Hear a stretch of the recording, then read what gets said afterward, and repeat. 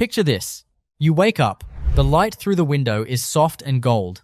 Outside, a wide main street, a pub with a timber veranda, and a view that goes to the edge of the sky. Your rent is $240 a week. Your pension covers it, the rent, the groceries, the Sunday roast, even the long drives out to where the road ends and the country begins. You have money left over at the end of the month. In Australia, in 2026, most people think that sentence is a fantasy. They've been told the pension currently $1,144 per fortnight for a single person doesn't go far enough in this country. And in Sydney or Melbourne, they're right. But Australia is not Sydney. Australia is 7.69 million square kilometres. And somewhere inside that vast, sun-scorched continent, there are towns where the maths actually works. And before we get to number 1 on this list, there is a town in the South Australian desert where retirees sleep underground, where the temperature never varies by more than 2 degrees, regardless of what the sun is doing above, and where some of the most comfortable homes in the country cost less than a second-hand car. Here are 10 Australian towns where you can retire on the age pension alone in 2026. Number 10. Broken Hill, New South Wales. Broken Hill sits 1,160 kilometres west of Sydney and 513 kilometres northeast of Adelaide, which makes it the most isolated city in New South Wales. Population, roughly 17,500. The nearest comparable town is several hundred kilometres away across red dirt and saltbush. On paper, this is the edge of the habitable world. The age pension for a single person in 2026 sits at approximately $28,500 per year after indexation. In Broken Hill, the median weekly rent for a 3-bedroom house runs around $250. That is $13,000 per year. Your pension covers it. You have $15,500 left for everything else. Now here's what you'd expect. A town built on one of the richest mineral deposits ever discovered, the motherlode of silver, lead, and zinc that gave birth to BHP, one of the largest mining corporations in human history, should be a dying ruin. The deposit is now 99% exhausted. The company that extracted every dollar of value from this landscape has long since relocated its headquarters to Melbourne, then London, then Melbourne again. You would expect hollow shopfronts, wind-blown for sale signs, a memorial to something that used to be. Instead, Broken Hill has done something strange and stubborn. It became an art city. More than 300 working artists have studios here. The Pro Heart Gallery, the Ant Hill Gallery, and the Living Desert Sculptures attract visitors from every state. The School of the Air, which educated children scattered across 1 million square kilometres of outback via radio, then satellite operated from here for decades. The Royal Flying Doctor Service was founded just down the road. The entire cultural landscape of the town is now World Heritage listed. One retiree, writing in Australian Seniors magazine, described moving from suburban Adelaide. "I thought I was making a sacrifice, but I wake up and the light is extraordinary. I've started painting. I go to the gallery openings on Friday nights. I had no life in the suburbs." The systemic cause is geography. Broken Hill is so far from everything that property investors never bothered. There was no speculative boom. No infrastructure announcement drove up prices.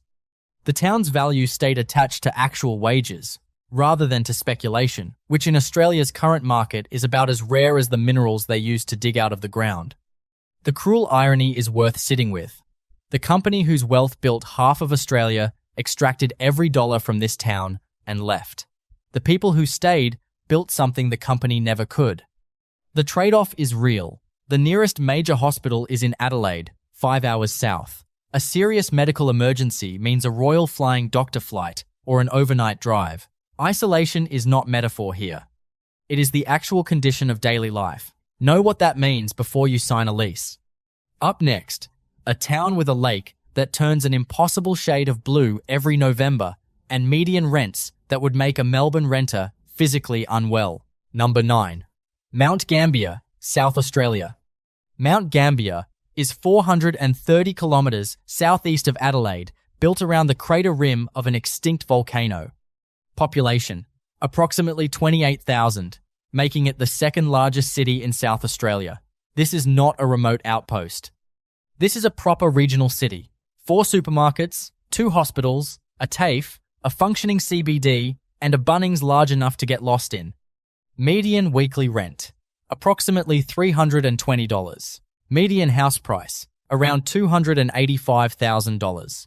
On the pension, a single retiree spends roughly 58% of their income on rent. That's tight workable, with even modest superannuation supplementing it, or if you've sold property in a capital city and are entering with equity. Now here is the detail that reframes this entire entry. The Blue Lake sits inside the volcanic crater 75 meters deep, 1.2 kilometers wide. For 8 months of the year, it looks like a sheet of slate, grey, flat, unremarkable. Then, in late October or early November, something happens that geologists still only partially explain. The water turns a deep, electric, almost supernatural blue, not teal, not aquamarine. An almost shocking cobalt that looks digitally enhanced in every photograph. It stays that color until March. More than 70,000 tourists visit every year. They photograph it. They post it. They leave. The people who live in Mount Gambier get it for free, forever. A woman on the Australia subreddit wrote, "I retired here from Melbourne 4 years ago. I walk to the lake every second morning. I genuinely cannot explain why more people aren't doing exactly this." The systemic cause of Mount Gambier's affordability is agricultural economy. The surrounding region runs on timber plantations, dairy, and wool. No mining boom, no tech campus. No announcement of a new freeway that sends land values spiraling. The economy is steady and unglamorous. And unglamorous, in Australia's property market, is the closest thing to a charitable act. The contrast, one of Australia's most striking natural phenomena, sits inside a city where pensioners can afford to live. Meanwhile, the Gold Coast, thousands of square kilometres of high-rises, theme parks, and bronzed ambition, has a median rent nearly twice as high. The trade-off. Winters in Mount Gambier are cold by Australian standards. July minimums drop to 5 degrees Celsius regularly. If you're arriving from Queensland, that requires a genuine adjustment. Number 8. Whyalla, South Australia. Whyalla is 380 kilometres northwest of Adelaide on the shores of Spencer Gulf. Population? Around 21,000. It is a steel town. It has always been a steel town. And that single, total dependency, which sounds like industrial strength, has made Whyalla one of the most economically volatile places in the country. In 2016, Arium, the company that owned the Whyalla Steelworks, went into voluntary administration, carrying $2.8 billion in debt. 5,000 jobs were suddenly at risk in a city of 21,000. A federal government intervention and subsequent sale to GFG Alliance stabilized the situation, but the economic damage had been done. Property values dropped. Residents left. The town contracted around its wound. Median house price today, approximately $185,000. Median weekly rent, around $230. On the pension, Whyalla's rent consumes about 42% of annual income. Manageable. And here is the turn. Whyalla's misfortune is a pensioner's arithmetic gift. The fear of collapse depressed values so severely that you can buy a 3-bedroom brick house in this city for less than the price of a new family SUV. A user on Oz Property Chat wrote, "My sister bought a house in Whyalla for $140,000. She is not joking. It has a swimming pool." The systemic cause is the single industry trap. Towns that build their entire economy around one employer, one mine, one mill, one works, have no economic cushion when that employer struggles. Every price in the town, from bread to real estate, is anchored to that industry's fate. When the anchor slips, everything moves. The contrast is stark. Whyalla sits on one of the most beautiful stretches of the Spencer Gulf, offshore. The Whyalla Reef offers snorkeling ranked among the best in South Australia. The coastline is spectacular. The sunsets over the Gulf are the kind that stop cars. The accommodation prices are what you'd pay for a modest flat in Logan. The trade-off. GFG Alliance and the Steelworks continue to face structural challenges. This is not resolved. If the Steelworks closes permanently, Whyala's future becomes genuinely uncertain. This is a risk, and you should go in with your eyes open. Number 7. Port Augusta, South Australia. Port Augusta is where highways converge. Sitting 312 kilometres north of Adelaide, at the head of Spencer Gulf, it is the junction between the Stuart Highway north to Alice Springs and Darwin, the Air Highway west to Perth, and the road south to civilization. Population: approximately 13,500. Median house price: around $175,000. Median weekly rent: approximately $250, among the most affordable regional cities in South Australia on both measures. The narrative turn is what you might call the transience paradox. More than 2 million people pass through Port Augusta every year. It is, by definition, the place people go through on the way to somewhere else. And yet, the 13,500 people who actually live there, who chose to stay, or who arrived and never found a reason to leave, have access to a full base hospital, multiple schools, a solid main street, and the infrastructure of a proper regional centre, at prices that reflect the fact that most people keep driving north. A retired long-haul bus driver named Barry, quoted in the Advertiser in 2023, said it plainly: "Everyone told me it was just a stopover town, but I've lived here 8 years. I know everyone at the bakery. I fish the Gulf every morning before the heat comes on. What exactly am I stopping over for?" The systemic cause is function over aspiration. Port Augusta was built to be useful, not desirable. It has no viral lake, no famous author, no gold rush history. It has a junction, a serviceable main street, and the particular community that forms when the only people who stay are the ones who meant to. The contrast: Port Augusta has some of the highest rates of socio-economic disadvantage in South Australia. It also has a waterfront and foreshore precinct that no amount of disadvantage has managed to make ugly. Both things are true at once, that is Port Augusta. You get it as it is, or you don't get it at all. Number 6. Maryborough, Queensland. Maryborough sits 255 kilometres north of Brisbane on the Mary River. Population: approximately 26,000. This is a stable, regional city, not declining, not booming, with a heritage precinct that looks like someone preserved 1,890 inches amber and simply forgot to unlock it. Median house price: around $285,000. Median weekly rent: approximately $310. For a pensioner with a little superannuation, this is realistic. But here is the detail most people don't know.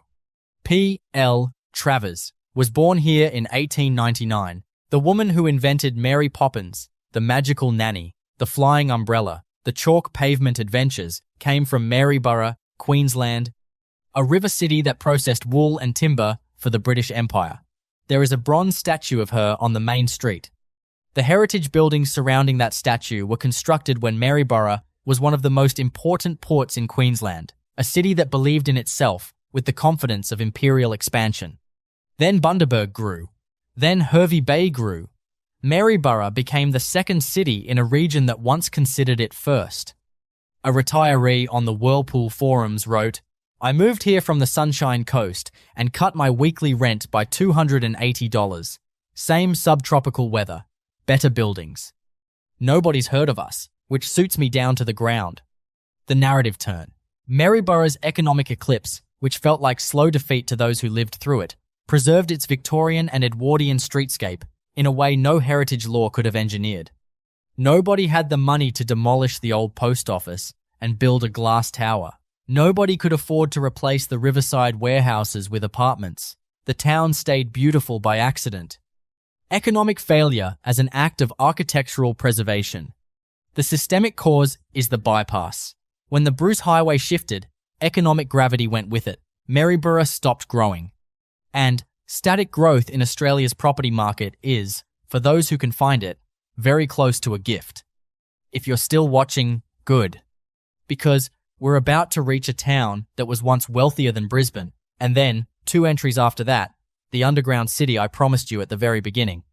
Drop a comment below right now. Tell us the most affordable place you've ever lived in Australia. We read every single one. And subscribe if you want more content like this. We cover the parts of this country that most channels fly straight over without looking down. Number 5. Charters Towers, Queensland. This entry requires a brief history lesson. Bear with it, the payoff lands hard. In 1882, a 13-year-old Aboriginal boy named Jupiter Mosman found a gold nugget in a creek bed 135 kilometers southwest of what would become Townsville.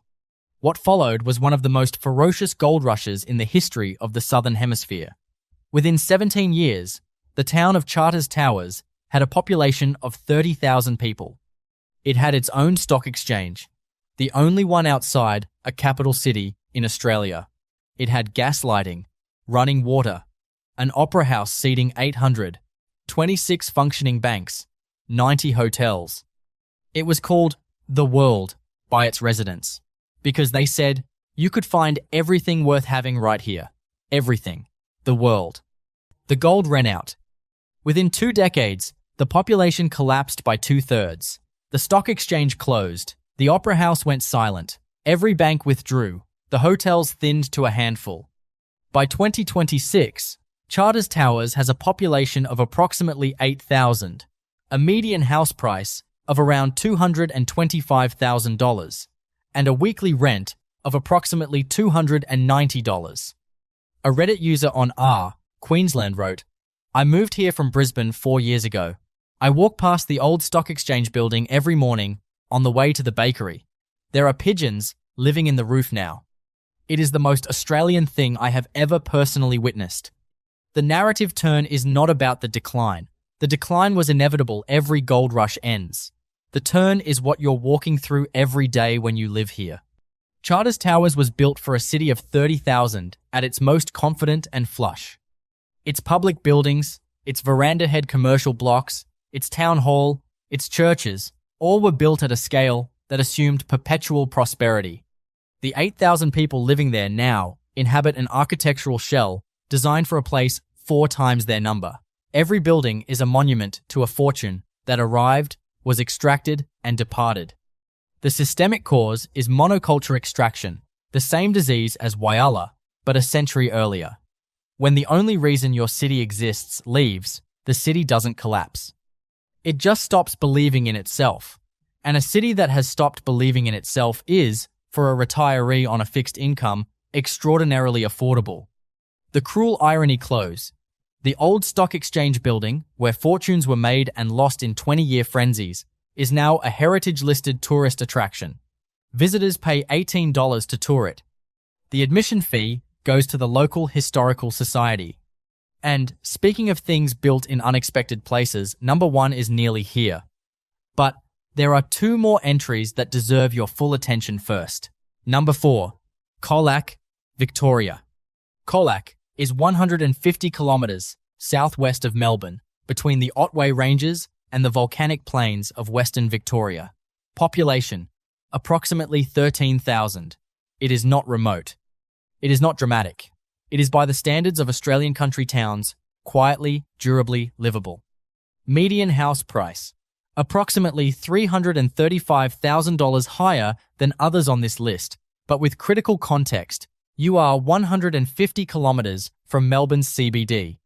Median weekly rent, around $340. On the pension alone, this is tight. But for retirees carrying even modest superannuation, or those who have sold a capital city property and have equity to deploy, Colac sits just inside the possible. The Volcanic Lakes District surrounds it, Lake Colac. Lake Corangamite, the largest permanent lake in Victoria, protected under the Ramsar International Wetland Convention. The Otway Ranges, an hour south, with their old-growth rainforest and waterfalls. This is not flat brown outback. This is green, rolling, lush hill country, the kind of landscape that makes overseas visitors stop the car and just stand there for a while. The narrative turn is the proximity paradox. Every retiree who drives to the Great Ocean Road passes through Colac. They stop for fuel. They buy a pie from the bakery on the main street. Almost none of them think, I could live here. But for the price of a deposit on a Melbourne apartment, a retiree in Colac can own a house outright and drive to the ocean on a weekday afternoon when everyone else is stuck in traffic. A retired schoolteacher, quoted in a Victorian government regional housing survey, said, "I looked at Colac for the first time last year. I drove around for 2 hours. Then I rang the real estate agent. I felt almost guilty, like I'd found something I wasn't supposed to find." The systemic cause is the proximity paradox in reverse.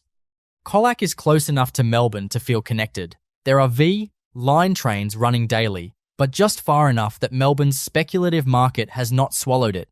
The dairy industry that grounds the local economy doesn't attract the kind of transient workforce that drives rents up overnight.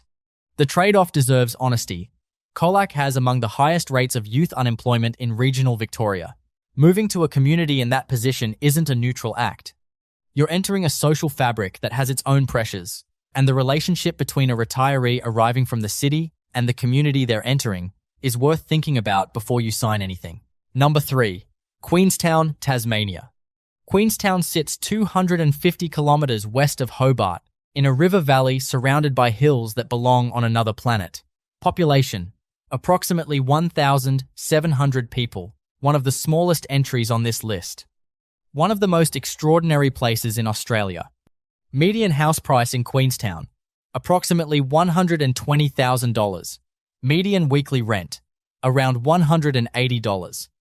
On the pension, a single retiree in Queenstown pays approximately 33% of their income on rent.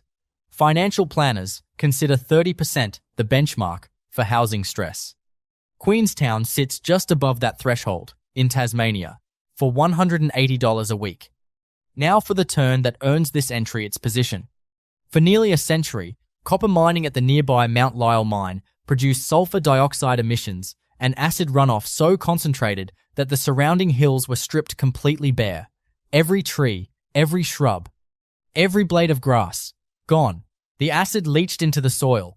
Rain washed the dissolved minerals down the slopes in rivulets of ochre, rust, lime green, and purple. The hills became bare, multicolored, and lunar geologists came to study them. Artists came to paint them. Photographers came from Japan and Germany to document an accidental landscape unlike anything else on Earth. By the time mining activity reduced through the 1990s, something complicated happened.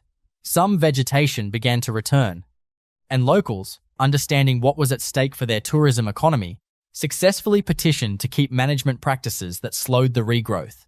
The bareness was now the attraction. Environmental catastrophe, deliberately preserved. A local wrote a TripAdvisor review that has been shared hundreds of times. "My grandfather worked the Mount Lyell mine for 30 years. It destroyed his lungs and his hearing. Now people come from Tokyo to photograph the hills the mine stripped bare, and we charge them to park." He would have laughed himself sick. The systemic cause is the mine cycle in its complete form. Boom, extraction, environmental destruction, abandonment, reinvention. Queenstown has passed through every stage. It is now in reinvention galleries, a whiskey distillery, mountain biking trails engineered into the alien-colored hills. The infrastructure of tourism is being laid across the ruins of industry, and the prices haven't caught up yet. The contrast: Tasmania's most devastated landscape is among its most visited. The town with the lowest house prices in Australia is surrounded by something that cannot be manufactured, cannot be replicated, and was not planned by anyone. The trade-off is real and non-negotiable. One supermarket, one pharmacy. The Lyell Highway Inn is spectacular and occasionally closed by landslip. Medical services are limited in ways that matter as you age. Do not make this decision without spending time here first. Number 2. Nil, Victoria. Nil sits 370 kilometres northwest of Melbourne on the Western Highway in the flat, dry Wimmera wheat belt. Population: approximately 2,000. In summer, the heat comes off the plain like something physical. In winter, frosts arrive before 4 a.m. and the windscreens are solid by the time the sun appears. Median house price: approximately $190,000. Median weekly rent: approximately $210. On the full single-age pension, rent in N Hill consumes about 38% of annual income. Among the most livable ratios on the Australian mainland. But that is not why N Hill is on this list. In 2010, A consortium of organizations, the Wimmera Mallee Community Foundation, the Hindmarsh Shire Council, and the federal government, quietly resettled 160 Karen refugees from Burma into Nil. They came to work at the Luvaduck poultry processing plant, which had been struggling to fill shifts.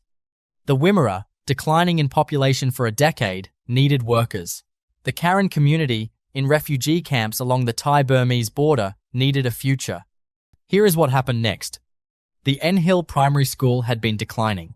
Within 2 years of the resettlement, it gained 60 new students. The aged care facility hired new staff members. Local shops and services reported revenue increases of between 10 and 15%. The population decline stopped. Deloitte Access Economics conducted a formal study of the resettlement. Their finding: the Karen community contributed an estimated $41.5 million to the N Hill local economy over 5 years. For a town of 2,000 people, this is not a rounding error. This is the difference between a town and a ghost town. A Karen woman named Paul Lu, quoted in The Age, said, "When I arrived, people were kind. I did not expect that. People brought food to our house. We had never experienced that in a new place. Now I bring food to new families when they arrive."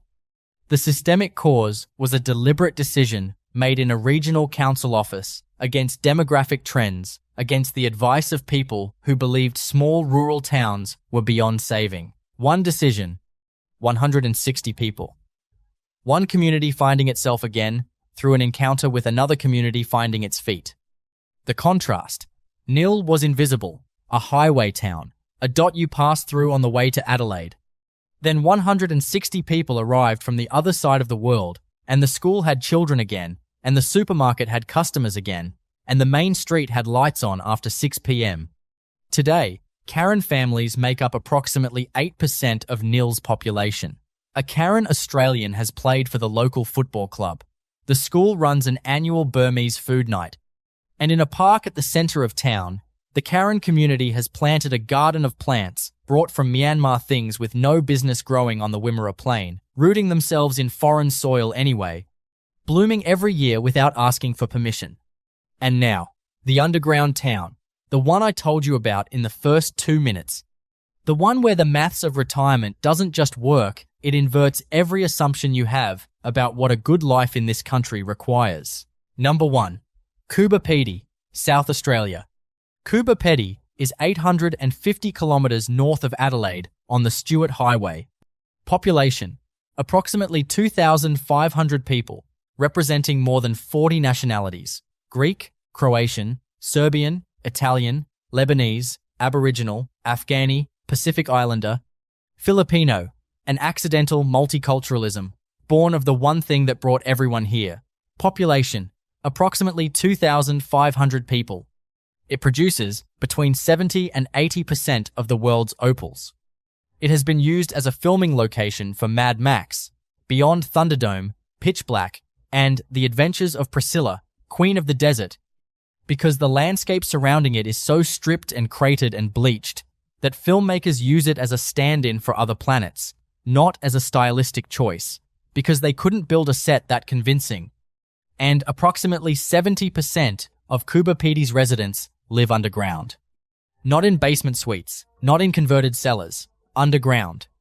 In homes carved directly into the sandstone hills, called dugouts, that maintain a stable temperature of between 22 and 25 degrees Celsius every single day of the year.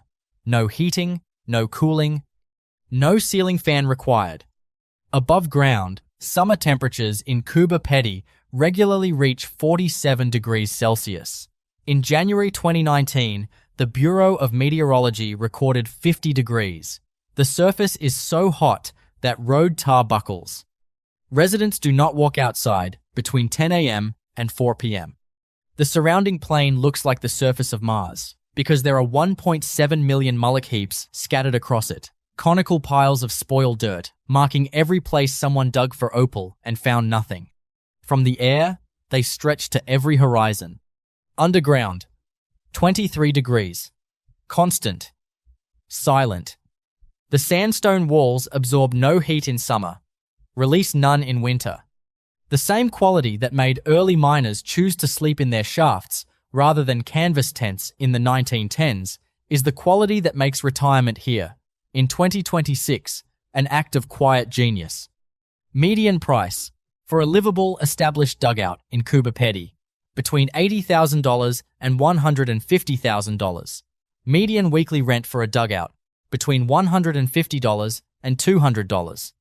On the full single-age pension of approximately $28,500 per year, a Coober Pedy retiree paying $175 per week in rent retains approximately $19,400 for all other annual expenses. And consider what that $19,400 does not need to cover. In most of outback Australia, air conditioning accounts for $2,000 to $3,500 per year in electricity bills during summer. A dugout owner's electricity bill for cooling is zero. For heating in winter, also zero. The sandstone is the insulation. The earth is the architecture. The narrative turn, and this is the one this entire video has been building toward, is not that this is a compromise. That's the assumption every person who hears underground town makes. The turn is that this is not a compromise at all. The dugout is not a symptom of poverty. It is a response to physics. The first underground homes appeared in the 1910s when Cornish and Scandinavian miners discovered the sandstone stayed at room temperature regardless of the season, and that living underground was not just possible, but genuinely preferable to any structure you could build on the surface. The community that grew from that discovery is one of the most architecturally inventive in Australia. Some dugouts have been extended, room by room, across multiple generations, a bedroom here, a living room there, a wine cellar that needs no insulation because the rock provides it, a skylight drilled 15 meters straight up through the earth to bring in natural light. A retired opal miner named Milan, profiled in the ABC's Australian Story, described his dugout this way: "I have 5 bedrooms. I have a room where I watch television, and I cannot hear the wind or the traffic or anything from outside. I paid $95,000 for this house in 2004. My son in Melbourne pays $3,000 a month for an apartment with paper-thin walls. He rings me to tell me how sorry he is that I'm out here. He thinks I'm the one who made the sacrifice. The systemic cause is climate physics combined with geological accident. Coober Pedy sits on a vast sandstone plain with a surface composition ideal for carving, soft enough to excavate by hand, hard enough to hold its shape indefinitely without reinforcement. The climate above is hostile enough to make underground living rational. The combination of those two facts, geology and meteorology, produced a human settlement that looks like nothing else on Earth. That settlement is now, in 2026, one of the most affordable places in Australia to retire, with some of the most comfortable living conditions in a landscape of such raw, surreal beauty that film directors keep returning to use it as the backdrop for the end of the world. The contrast that closes everything. Coober Pedy produces opals, the most luminous stones on Earth, gemstones that contain every color simultaneously, that shift and fire and change as you turn them in the light. They are extracted from the ugliest landscape in Australia by some of the least wealthy workers in the country and sold to the most exclusive jewelers in Paris, Tokyo, and New York. The people who find them rarely become rich. The land that produces them never looks beautiful from above. The town built to extract them looks, from the Stuart Highway, like an act of collective punishment. Go underground, and it's 23 degrees. The walls glow softly in lamplight. It is quiet, in a way no city can manufacture. There is a wine cellar behind the kitchen, and a skylight overhead, and a property value that a retiree on the full pension can actually hold in their hands. You can retire there, today, on the pension, in the most extraordinary retirement address in this country, which is also, by the numbers, one of the cheapest. Every town on this list was shaped by the same force operating in different costumes. The moment when the economic logic that built a place stops working, and the place is left to figure out what it actually is. Broken Hill lost its mine and found its painters. Charters Towers lost its gold and kept the buildings a boom built for a city 4 times its current size. Whyalla lost its certainty and lowered its rents. Queenstown lost its vegetation and accidentally created a landscape unlike anything else on the continent. Neil lost its population and found it again in a meeting hall in a Thai border camp, in a decision made by a few people around a council table who decided that a dying wheat town was worth saving. Kuba Pedy went underground because the surface was uninhabitable, and discovered that uninhabitable and unlivable are not the same thing at all. Australia is the 6th largest country on Earth.